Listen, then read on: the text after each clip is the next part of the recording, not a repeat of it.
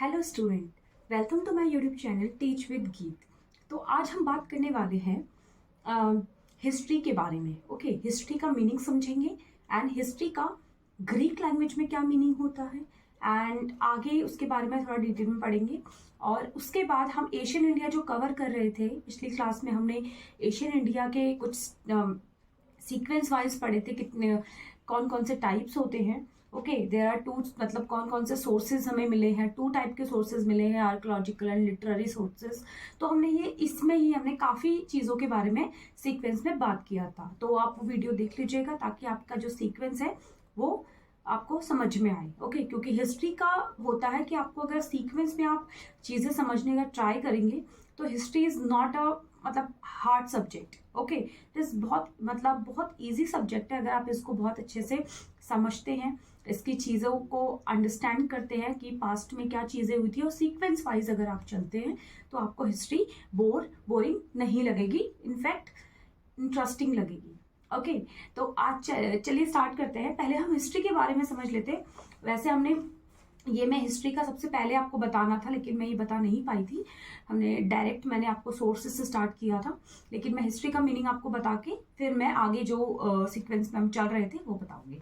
Okay, तो सबसे पहले हिस्ट्री का मीनिंग क्या होता है। पहले तो हिस्ट्री जो वर्ड आया है it is derived from Greek language. Okay, Greek language से ये हमें प्राप्त हुआ है, मिला है। तो ग्रीक वर्ड में जो हिस्ट्री का मीनिंग होता है दैट इज हिस्टोरिया। हिस्टोरिया क्या मीनिंग होता है? हिस्ट्री का मीनिंग होता है ग्रीक लैंग्वेज में।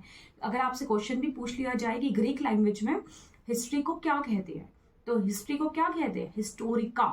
Okay, Historia. ओके, क्या कहते हैं? हिस्टोरिया। ओके, इसी में ही एक पर्सन थे जो कहां से थे? ग्रीस से थे। ग्रीस, जिनका नाम क्या था? हेरोडोटस। हेरोडोटस को ही फादर ऑफ हिस्ट्री कहा जाता है। ओके, इनको ही, क्योंकि इन्हीं के वर्ड से, इन्हीं के नेम से ये वर्ड डिराइव्ड हुआ हिस्ट्री का, तो इसीलिए क्या है, इसका नाम हिस्ट्री या फिर हिस्टोरिया रख दिया गया। बाद में इन्होंने एक बुक भी पब्लिश की जिसका नाम है हिस्टोरिका। ओके, हिस्टोरिका इनकी बुक का नेम है। तो आप कंफ्यूज मत होइएगा। सबसे पहले हिस्ट्री का मीनिंग क्या होता है ग्रीक लैंग्वेज में, क्या मीनिंग होता है? हिस्टोरिया। किस पर्सन ने लिखा था? एक ग्रीस से एक पर्सन थे जिनका नाम क्या था? हेरोडोटस था। और हेरोडोटस ने एक बुक लिखी, जिस बुक का नाम क्या है? क्या नाम है? हिस्टोरिका। ओके, तो ये क्या है? इन्हीं को ही फादर ऑफ हिस्ट्री कहा जाता है। सबसे पहले पता होना चाहिए फादर ऑफ हिस्ट्री किसे कहा जाता है। बहुत सारे ऐसे एग्जाम्स हैं जिनमें ये क्वेश्चन भी पूछा गया है कि फादर ऑफ हिस्ट्री कौन है। तो फादर ऑफ हिस्ट्री किसे कहा गया है? किसको कहा गया है? हेरोडोटस को। ओके, आई होप आपको ये चीजें समझ में आई हो। और हिस्टोरिया का जो मीनिंग होता है दैट इज इंफॉर्मेशन और the knowledge gathered by a investigator.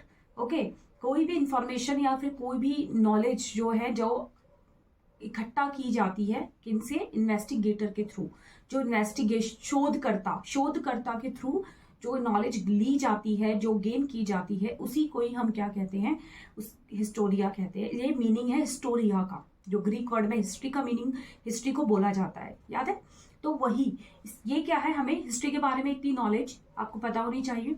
Okay, next हम अगर बात करें, जो हम नेक्स्ट पढ़ रहे थे वो हम पढ़ रहे थे टाइप्स के बारे में, जो कि हमने सोर्सेस के बारे में पढ़ा। 3 टाइप के हमारे जो हिस्ट्री के बारे में पढ़ा कि हमारे जो इंडियन हिस्ट्री है वो 3 पार्ट में डिवाइड है, which is Asian India, medieval India and modern India. तो सबसे पहले हम Asian India which is very vast, तो हम हिस्ट्री के बारे में पहले हम हिस्ट्री में एशियन इंडिया के बारे में कवर करेंगे। उसके बाद हम आगे मेडुअल इंडिया, फिर उसके बाद मॉडर्न इंडिया में जाएंगे।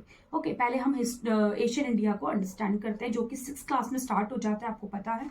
ओके, तो जो हमने एशियन इंडिया में पहली क्लासेस में पढ़ लिया था वो पढ़ा था हमने एशियन इंडिया 3 पार्ट में। जो इंडियन हिस्ट्री है वो 3 पार्ट में डिवाइड है, Asian India, medieval India and modern India. Asian India भी 3 पार्ट में फर्दर डिवाइड है, which is pre historic period, proto historic period and historic period. ये क्या है? 3 पार्ट में डिवाइड है, जिसको हिंदी में मैं बता देती हूँ। प्री हिस्टोरिक पीरियड को कहा जाता है प्रागैतिहासिक काल। क्या कहा जाता है, प्र-ऐतिहासिक काल। प्रोटो हिस्टोरिक को बोला जाता है आद्य ऐतिहासिक काल। आद्य ऐतिहासिक काल बोला जाता है प्रोटो हिस्टोरिक पीरियड को। हिस्टोरिक पीरियड को कहा जाता है ऐतिहासिक काल। तो इसी में ही फर्दर डिवाइड है जो हम पढ़ने वाले हैं। अब ये हमने लास्ट क्लास में कवर कर लिया था इसके बारे में डिटेल में कि प्री हिस्टोरिक पीरियड क्या है, प्रोटो हिस्टोरिक पीरियड क्या है और हिस्टोरिक पीरियड क्या है। ओके, तो आप इसको क्या है एक बार देख लीजिएगा वो वीडियो, वो आपको डिटेल में समझ में आ जाएगा। चलिए हम नेक्स्ट स्टार्ट करते हैं। फर्दर मैंने आपको बताया था कि prehistoric period again 2 part में डिवाइड है। ओके, अगेन 2 पार्ट में डिवाइड है, which is first is stone age और सेकेंड इज कॉपर एज। तो 2 पार्ट में डिवाइड है, which is stone age and copper age, जिसको हिंदी में बोला जाता है पाषाण युग एंड ताम्र युग। ओके, कॉपर एज को कहा जाता है ताम्र युग। ओके, तो ये फर्दर प्री हिस्टोरिक जो पीरियड है ये आगे 2 पार्ट में डिवाइड है, which is stone age and copper age. Okay, and आगे जो स्टोन एज है, स्टोन एज क्या है, आगे फर्दर 3 पार्ट में डिवाइड है। आगे 3 पार्ट में डिवाइड है स्टोन एज।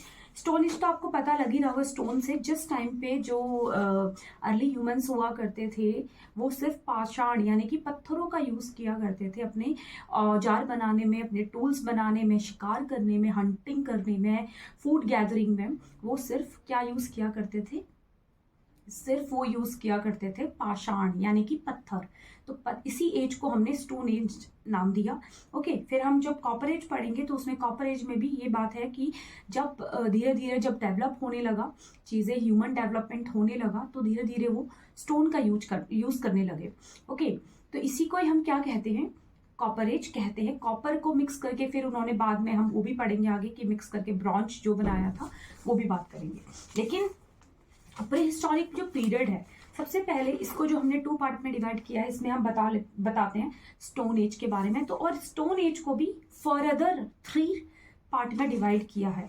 ओके, जो स्टोन एज है उसको भी फर्दर 3 पार्ट में डिवाइड किया है, which is Palaeolithic period, Mesolithic period and Neolithic period. Palaeolithic period, Palaeolithic period, Mesolithic period and Neolithic period, 3 part में ये डिवाइड है, जिसको हिंदी में कहा जाता है पूरा पाषाण काल।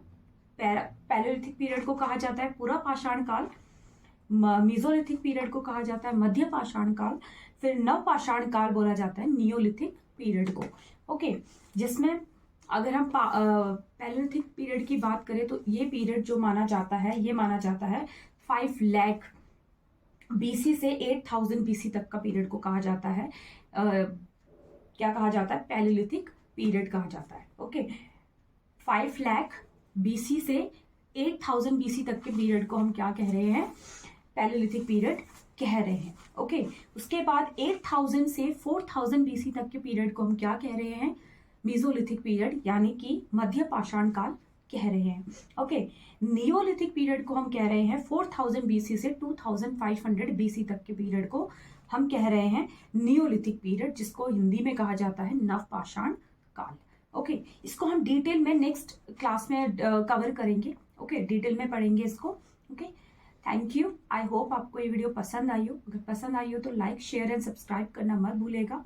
उन बच्चों के लिए है ये जो 6 to आगे के जो 6 to 10th क्लास के बच्चे हैं, उनसे रिलेटेड मैं पूरी हिस्ट्री से रिलेटेड सारी चीज़ें लेकर आऊँगी। 6 to 12 तक के 6 to 12 तक की जो पूरी SST है उसको हम कवर करेंगे। इसमें मैं डिटेल में वीडियो ही बना रही हूँ। ठीक है, तो अगर आपको और भी कोई टॉपिक अगर पढ़ना हो तो आप कमेंट में कर सकते हैं।